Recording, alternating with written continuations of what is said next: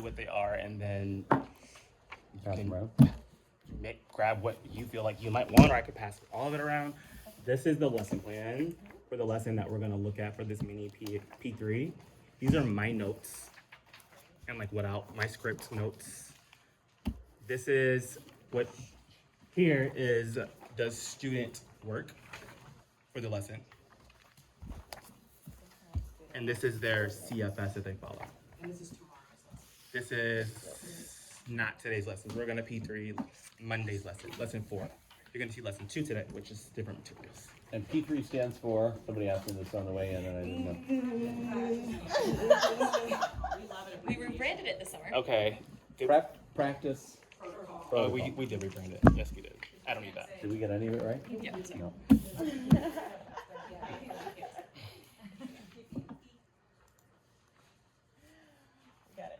We got it now. Okay, and we've been discussing, like my action step for myself is that I am like meeting with teachers more often for quicker bursts of feedback. So today, Kasha and I are going to do a mini P3. So we're not going to P3 the entire lesson. It's going to be centered around the text, and then a portion of the text, sorry, a portion of the lesson where she'll be teaching the text. And, you'll be back when she has. Ready? Okay. All right. Good afternoon, Ms. Webster. Okay, so I kind of shared this with you already. We got to see you on Monday. And your last action step was having students, to have students read the direction, not you, and then ask a CFU to make sure that students are clear before they work. And after that, you're having students, or we witnessed on Monday that you had a lot of opportunities for students to read independently. You even had students set their own purpose for reading. You also had students reading their learning targets so they knew what they were learning in a lesson. You also added in moments in the lesson for kids to quickly jot. We want to increase the amount of opportunities kids get to write, so that's great. And you also had them practice a vocabulary strategy to determine the meaning of the word unfamiliar, right? Thought that was great.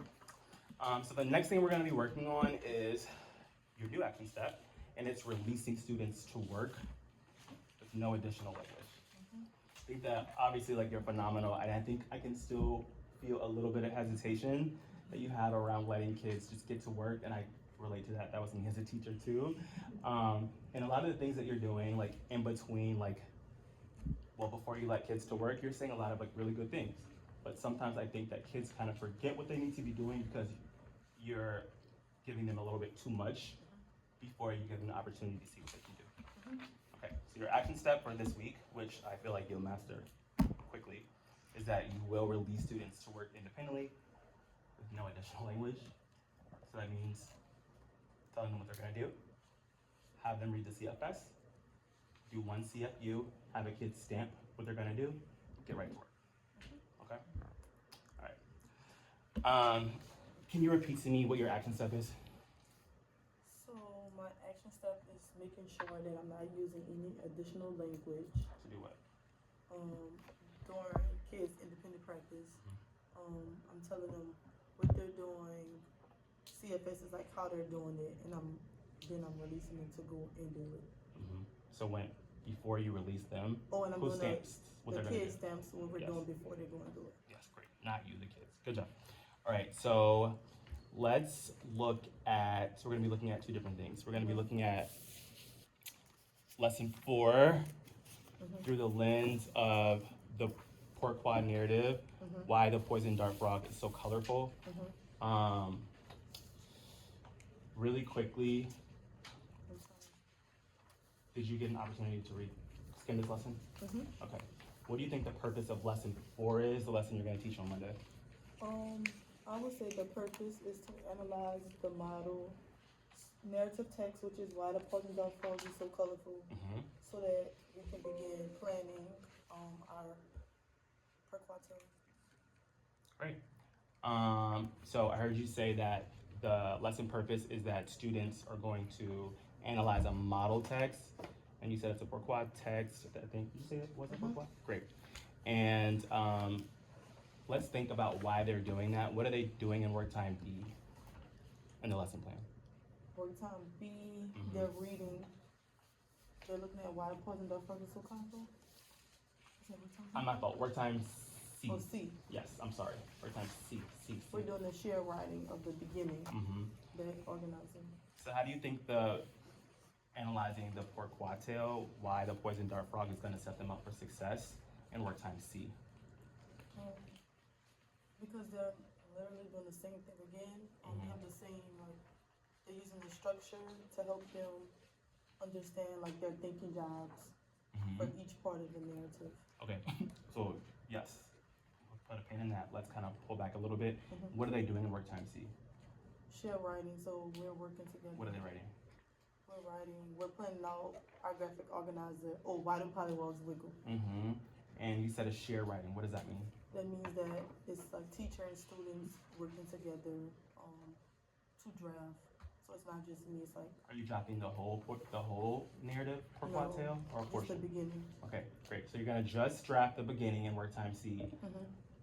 I'm kind of going around a lot of places, but in work time B, they're gonna analyze the pourquoi tale. Which part of that? The whole part. We're going through the whole section. Nope, I'm gonna stand for you. So in work time B. B, you're gonna analyze why the poison dart frog is so colorful, just the intro, Okay. just the beginning of the narrative. Then in work time C, students are gonna get to use their knowledge in the model text to help generate like a class writing around why the polywog wiggles, Okay. but just the intro. Correct. So intro in work time C, intro in work time B and C. Yes. Okay. So everything they learn in work time B, they're gonna take it right into work time C, and they're gonna be able to reference that model text and help you generate ideas to answer this new question, why the polywog wiggles. Okay? All right. Let's look at this text, why the poison dart frog is so colorful.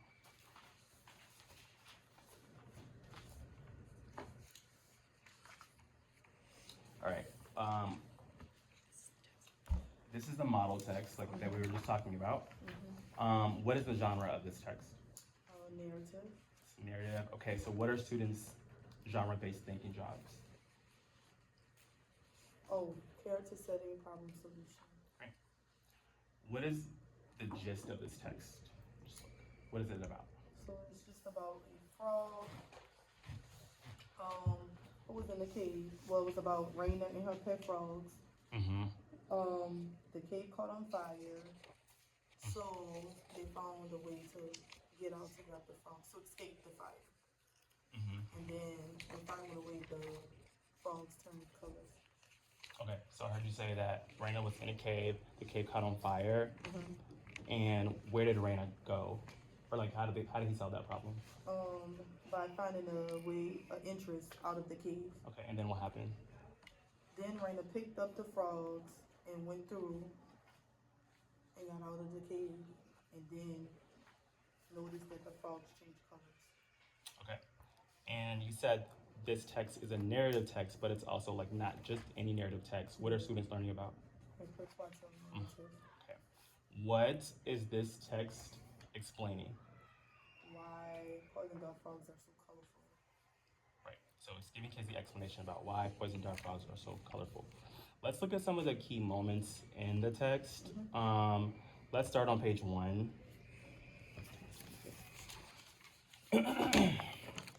So on page 1, what are like the key moments? So, And I'm sorry for everybody following along. Page 1, I mean 31. This is the text. Yes, I'm sorry. Y'all can hear me. Yes. You're good. so the first part, they establish the situation, what is happening. Raina is covered in a cave, in a secret magical cave. When, long ago, and where in Africa in the cave. Okay. So what parts of fictions are we learning about on that page? What parts of you said Fiction. What you mean by parts of fiction? Think about their genre-based thinking, John. Oh, character, setting. Yep, we're learning the characters in the setting. You said the character is Raina. Mhm. What do we learn about Raina on page 30, not 31, I'm sorry.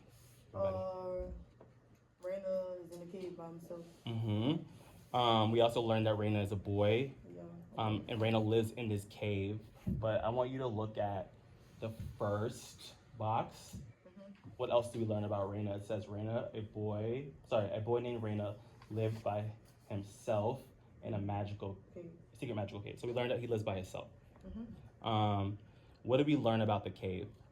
The cave is glitter jewels. It's like full of like color. Well, no, on the outside it's dull, but on the inside it's covered with colors. So the author is not only just telling us that Raina lives in Africa, he lives in a cave. The author is also like giving us descriptive details about how this cave looks on the outside. How does the author describe how the cave looks on the inside? But inside the walls of the cave were covered in glitter jewels, rubies, diamonds, and sapphires. Who are the other characters in the story that we meet on page 30? At the bottom, Raina is in a cave with his 3 pet frogs, drab, ash, and gray. And those frogs right now, their skin is dull gray. Yeah. So it's their colors and how they look. Yeah. Let's look at the next page. Page 31. What are some key events that are happening on page 31? So Raina was playing with his friends and accidentally knocked over and the cave went on fire. So that was the problem. What did Raina knock over? The torch that lit the cave up. How did Raina respond to this? At the bottom, Raina says, "Help, please help me." She also screamed. Well, yeah, you're right. He screamed. And I had infer that the character's feeling scared because they didn't tell us in this part. Yeah. How the character feels, but based on screaming, you know that somebody's like worried or nervous. Yeah, I think that's really important. So I had the same thing you have. I also added that Raina tried to run to the entrance. What happened when Raina tried to run to the entrance? They hopped away and the frogs followed him deep into the cave. Look back on.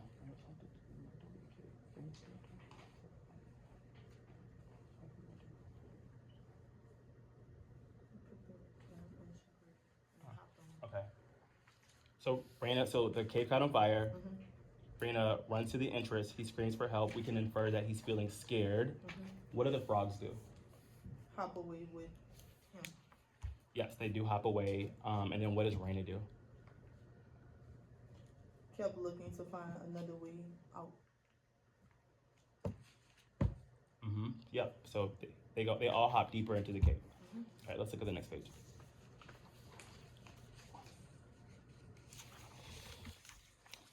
What are the key events on this page?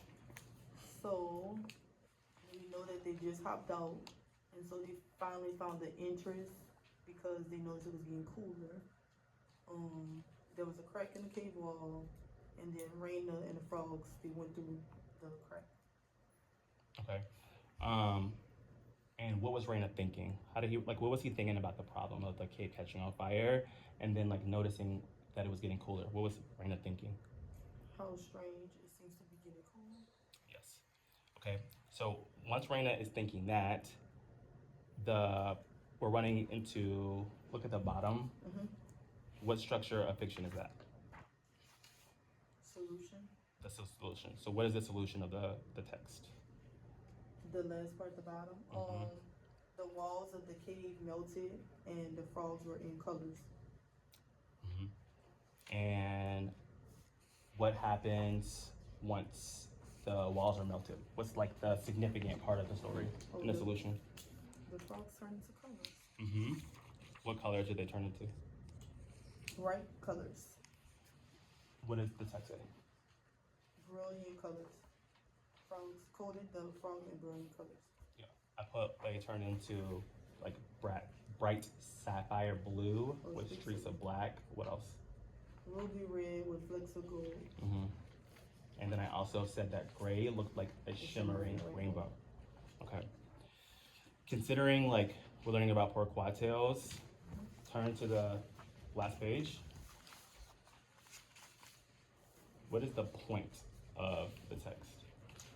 The point is this story is explaining why poison dart frogs they're colorful or have so many different colors. Okay. Yes.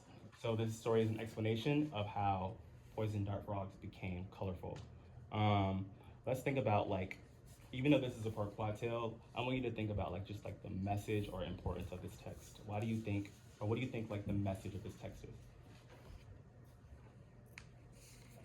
I would say that the message, like the point of why we're reading it, to help use this model to replicate our beginning part of our story.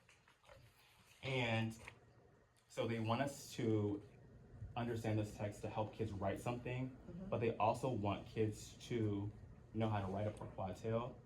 And the way in which they have formatted these stories is in a really like fun and entertaining way to explain like something that happens in nature. This is not really why poison dart frogs are colorful, but they'll learn about that later on. But it's just like a fun and entertaining way for kids to understand these like phenomena in nature. So let's zoom out a little bit from the text, and I want you to think about like the bigger picture and the purpose of this text. How is this text going to help kids throughout the unit? Throughout the unit, I think it's going to help them because we start off as working together, and then they're being released to like write their own porquatail on their own. Okay, so let's think about we talked about what happens in lesson 4. Let's think about future lessons. If students are going to analyze the intro in this paragraph of the porquatail, and then they write the intro of their shared writing in this lesson, what do you think is going to happen in the next 2 lessons? Kids should be able to do the same thing. Like, I think that if they have an example and they know what's expected, then they're able to like replicate it and do it. What do you think is going to happen in lesson 5? What are kids going to have to do in lesson 5? We'll move on to the middle. So they'll look at the middle of why the poison dart frog is so colorful, and then write the middle. What happens in lesson 6? Look at the end of poison dart frog so colorful to write their anamorphic composite. Yeah, so this text is pretty important. It follows them through 3 lessons. Let's think about the difference. So something I noticed was that students have multiple resources in this unit.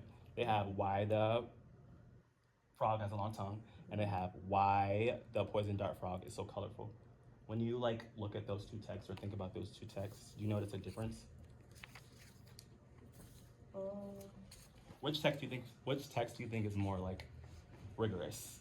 Why the frog has a long tongue, or why the poison dart frog is so colorful? I think why the poison dart frog is so colorful. You think that's more rigorous? I say that because I think that maybe if kids missed the point that at first like the frogs were like dull and then they became to change colors. I think that that's kind of complex, whereas like why the frog has a long tongue, like Kicker has short legs, he uses his tongue to catch flies. It's like seem more like easier to notice and catch rather than that's what No, I agree with you. I think that why the poison dart frog is so colorful, there is some text complexity. And I agree with you. I also pulled that out. We'll talk about that in a second. But I think that this text is a little less rigorous than why the frog has a long tongue. It's shorter and it's more straightforward, I think. So the EL gives them 2 examples or 2 model texts, because why the frog has a long tongue is like a lot more rigorous, and then why the poison dart frog is so colorful is written at a 3rd grade level. So they get to see 2 examples of a porquatail that they can pull out and use when they're writing their own porquatails. A more rigorous example and like a 3rd grade level example. Okay. I know you don't have the assessment in front of you, but like this text is also important on the assessment. We did look at it last week. Do you remember what kids are doing on their mid-unit assessment? Yes, they are. They're looking at the poem and they're also looking at a story. So What kind it's of story? modeling the same thing, What kind of story? a per quartile narrative.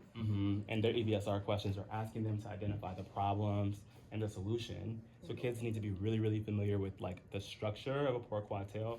So this text, or them understanding this text and the structures of this text is really important, not just for the unit, but also for their assessments. All right, you kind of already talked about it, but like, can you talk a little bit more about like why you think this text is complex? I think. What were you saying earlier? Oh, because it's like having to like think about how like the importance of the frogs were like dull and gray, and then they have these magical colors. Yes. Do you think kids are going to pick up on that at first?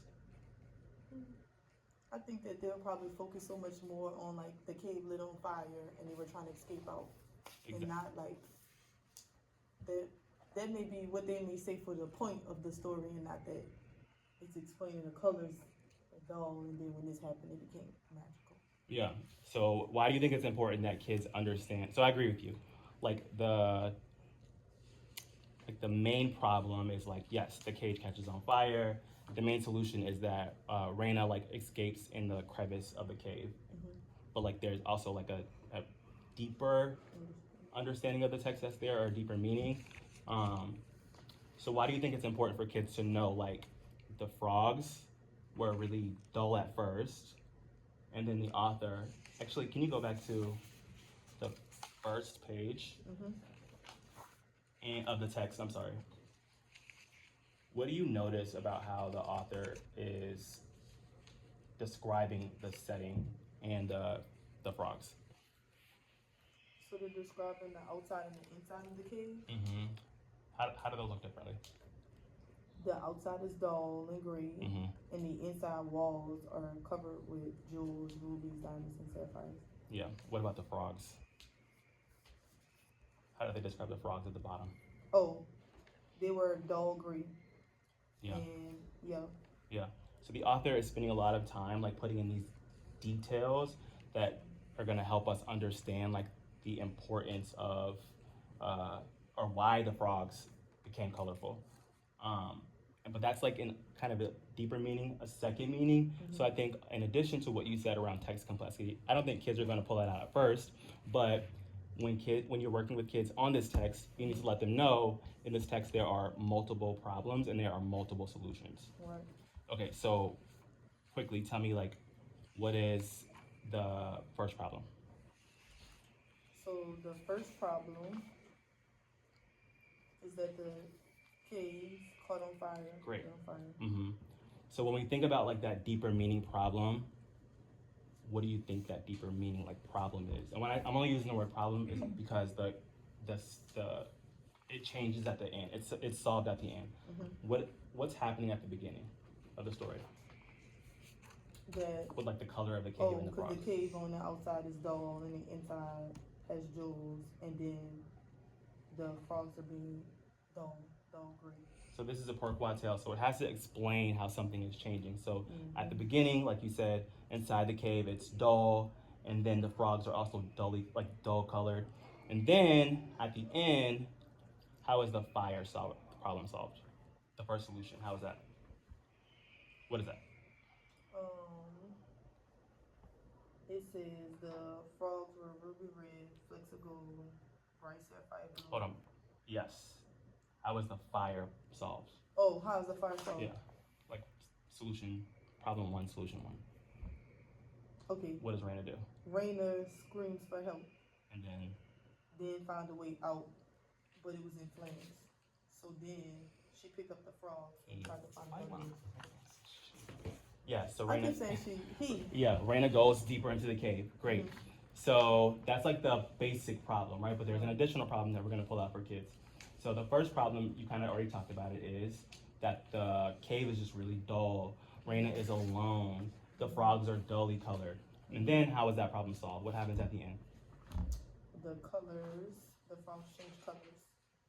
What are some of the colors? Well, we kind of already talked about it.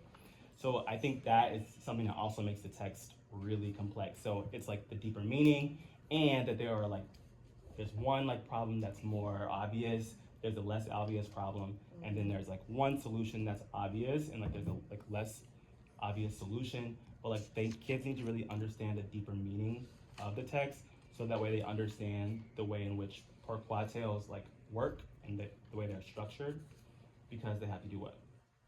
You have to explain the answer to my question. By doing what? How do they explain it? By, One sentence? oh no, multiple sentences. What Throughout the whole story. what Per do they- cartel. Yeah, but they have to write their own what? Oh, they have to write their own story. Yeah, so they need to be like, they need to know how it works. Okay. I also want to talk about like some of the vocabulary in the story. Are there any words that you think kids may find to be or unfamiliar?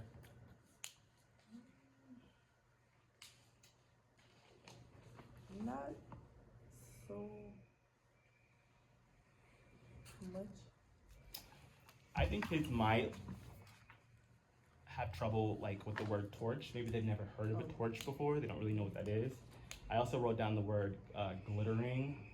I also wrote down the word rubies. Like, do they know what the, like those color? Like, that's also a color. Do they know how that looks? I also wrote down the word sapphires and shimmering and coated. Those words are in the end of the story. You should underline those words. So why don't we do that together? You need to, okay, great.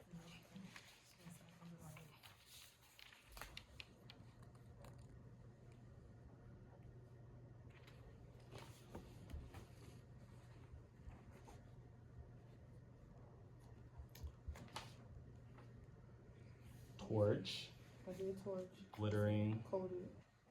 coated. I'm thinking about some of those like descriptive words that kids might not know, like rubies, Oh, yeah, sapphires, rubies. No, shimmering. And glittery jewels. Yeah. So I think there's some like vocabulary and descriptive language in there that kids may not know, but they may know.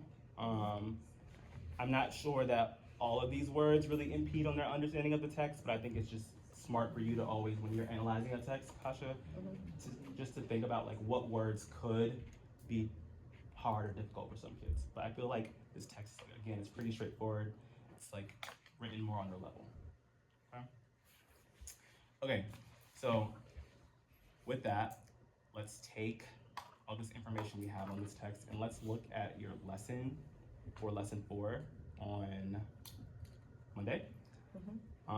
Let's zoom in and let's look at word time B.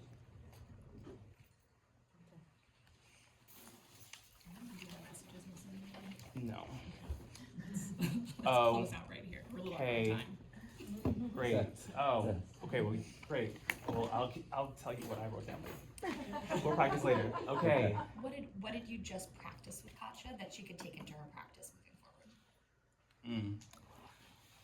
forward? Is this for her being here?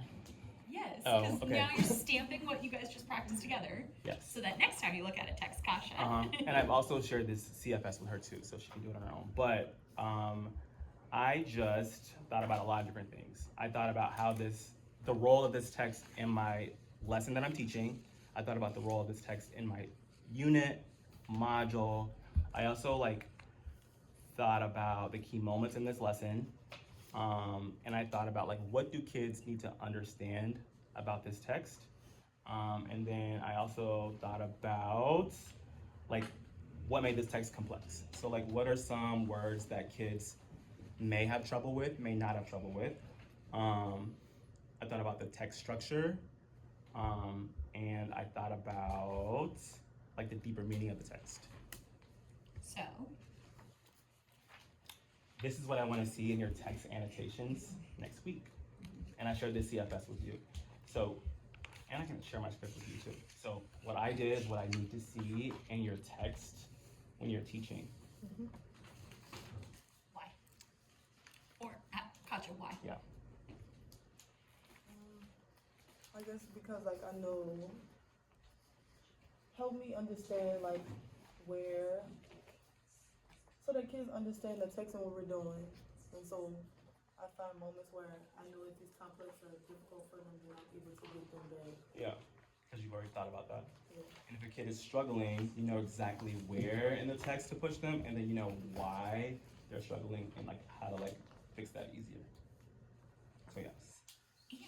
And so that not only do they know it from the text, but then they can do it in their writing too. Yes. Yes. Thanks, Ms. Webster. You're welcome. We'll see you a little bit soon. Okay. In a few minutes, okay? Thank you so much. Thank you. Miss You're welcome. Webster!